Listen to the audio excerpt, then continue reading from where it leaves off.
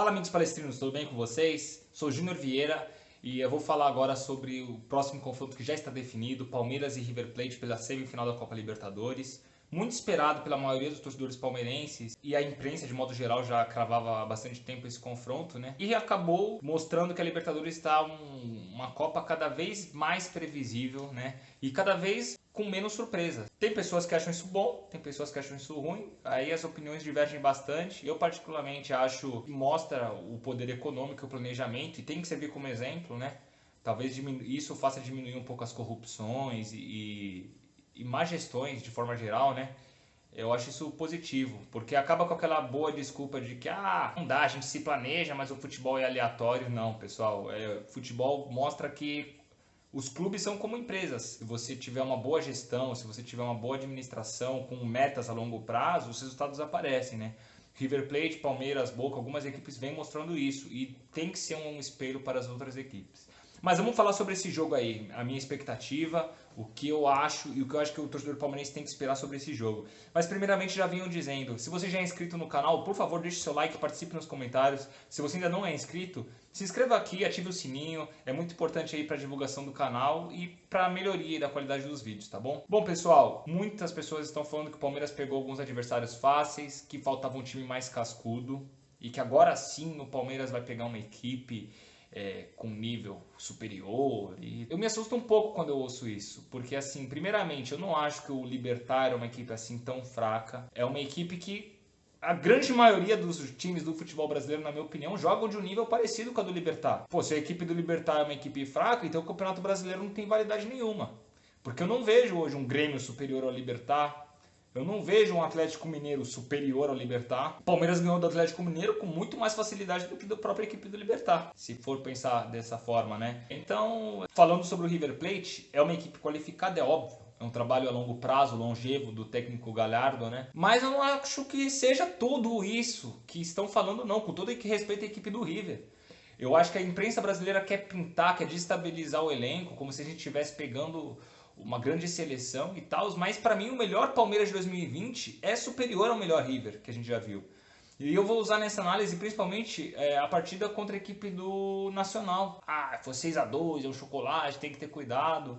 Pessoal, a equipe do Nacional é uma equipe lenta, é uma equipe que não tem qualidades individuais que desequilibram ofensivamente, apesar de que eu acho que o Palmeiras não tem essas qualidades individuais hoje. A gente tinha o Dudu no começo do ano, não temos mais essa peça. E o Wesley, que está machucado. É uma equipe que jogou espaçado, principalmente no segundo jogo, onde teve que buscar o resultado. Jogou com um a menos. Jogou com uma linha alta muito por desespero. Isso quer dizer que o técnico não tem ali aquele controle. Porque, na minha opinião, essa coisa de subir as linhas é involuntária até a página 2. O técnico está ali para que isso não aconteça. E se ele deixou acontecer é porque ele não tinha convicção. Porque se um técnico tem uma convicção de que as linhas têm que estar próximas, têm que estar compactas, pode ser com 1, com 2 a menos.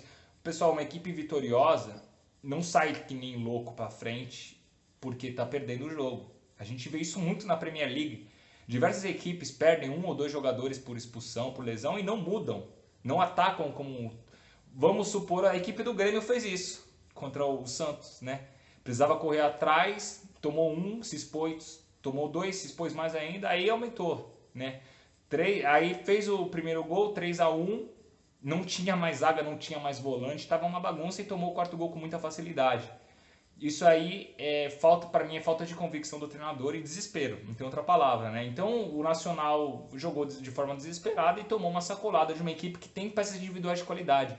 Isso para mim não quer dizer que o River Plate seja uma seleção. Para mim não é superior à equipe do Palmeiras. Vou deixar isso bem claro. Devemos respeitar, mas sem temer, sem se borrar tudo como a imprensa quer pregar. A gente não tem que entrar nessa pilha. Para mim o Palmeiras está jogando de forma segura e confiável. E tem muitos nos méritos. Para mim, tem 3 jogadores da equipe do River Plate que a gente deveria ter muita atenção. 2 principalmente, que é o Montiel, que tem um bom passe, e o Carrascal. O Carrascal, ele... é um bom jogador, só que estou falando Neymar, colombiano, não entre nessa pilha, pessoal. Para mim o Dudu, quando estava no Palmeiras, jogava muito mais que o Carrascal. O Everton Cebolinha no Grêmio.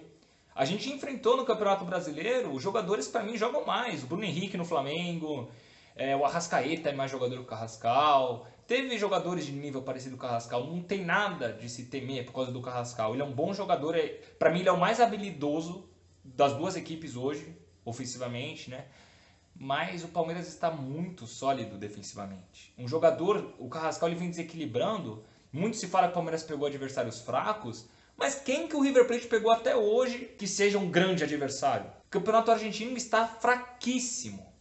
Muito mais fraco do que o Campeonato Brasileiro, né? E eu não vejo, cara, pegou o Nacional. O Nacional, cara, não é uma equipe como o nome, que é uma equipe vitoriosa, campeão uruguai e tudo mais. Não é hoje uma equipe do nível do Palmeiras, com todo respeito à equipe do Nacional. Então eles vão ter um choque muito maior em pegar o Palmeiras do que a gente vai ter. A distância para mim do Palmeiras pro Nacional é muito maior do que a do Libertad pro River. Com todo respeito ao River e ao Libertad. Eu não tô aqui falando que vai ser baba, não acho que vai ser baba, mas a gente não pode entrar na pilha da imprensa de se borrar por causa do River Plate. O Palmeiras hoje está prontíssimo para enfrentar o River Plate.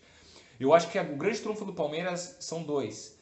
O Palmeiras é uma equipe taticamente muito mais versátil que a equipe do Galhardo. Apesar do Galhardo ser um bom técnico, ele enfrenta equipes mais fracas e não precisa ter um repertório tão grande para conseguir a vitória. Isso faz com que ocorra uma acomodação natural. E o Palmeiras da Abel Ferreira é uma equipe que tem muito mais repertório tático, tem uma defesa muito mais sólida, tem um meio-campo mais versátil e tem um ataque veloz, tão veloz quanto a equipe do River.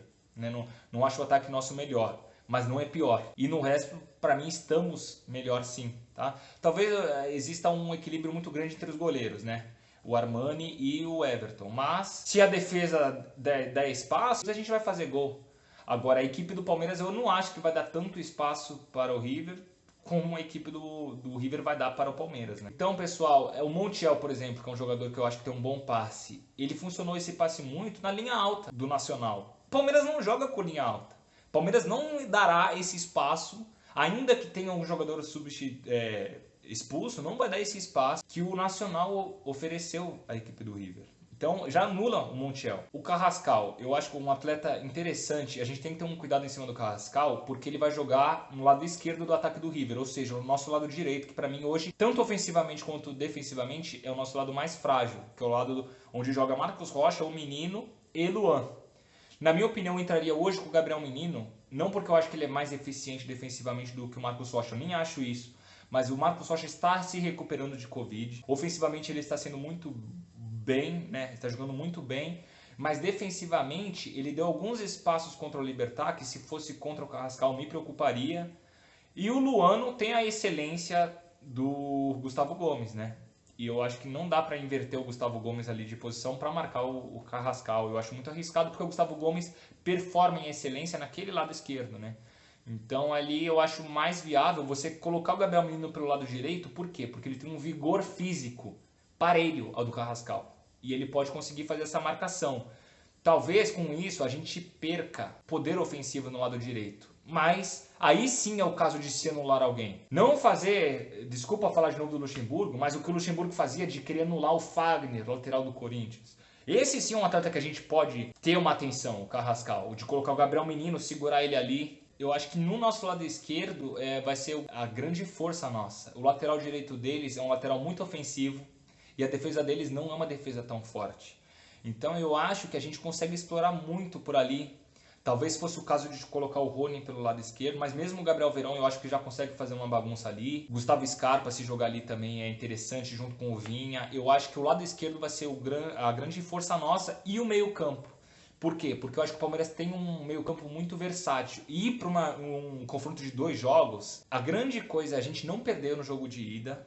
E o Abel Ferreira, como o grande estrategista que é, montar um desenho para ser mais eficiente no segundo jogo de meio-campo, porque o meio-campo é o setor onde é mais estudado na primeira partida, né? Às vezes você tem 2 meias ofensivos, um fica um pouco mais fixo, né? Seja o caso do Zé Rafael, não subir tanto em alguns momentos, que ele é o grande coringa do nosso meio campo, né? Talvez ele recompor um pouco mais com o Danilo, e nisso aí ele explorar se o Zé Rafael vai subir no segundo jogo, ou se opta pelo Patrick de Paula para ter mais explosão, né? E o Danilo, para mim, até no 4-1-4-1 ele é um grande jogador porque ele é um volante com muito vigor físico, né? E o meio campo da equipe do River Plate, perdão, não é um meio campo tão veloz. Eu acho que o Danilo dá conta tranquilo. Eu só acho que a gente não pode ser um 4-4-1 kamikaze, com apenas um volante e só meias na frente, tipo Lucas Lima e Veiga. Eu acho que tem que ter um meia de ligação, ou o Zé Rafael ou o Patrick de Paula, para fazer essa composição de um 4-2-3-1 no momento defensivo. Porém, eu acho que o meio-campo não é o que mais me preocupa. Eu acho que a gente pode explorar. A gente tem um meio-campo de mais qualidade do que o meio-campo do River Plate. Eu já falei, teremos que ter cuidado com o meio-campo, porque eles têm bons passadores. Só que esses passes, na grande maioria, principalmente contra o Nacional, eles aconteceram no momento onde o adversário jogava com linha alta. Isso não vai acontecer contra o Palmeiras, né? Então, pessoal, vendo o desempenho, eu estou muito confiante. Eu acredito sim que a gente pode sair campeão. Mas basicamente essa é a minha análise, pessoal. Os cuidados que eu acho que a gente tem que ter são esses. E muita confiança, muito otimismo, porque o Palmeiras faz por merecer.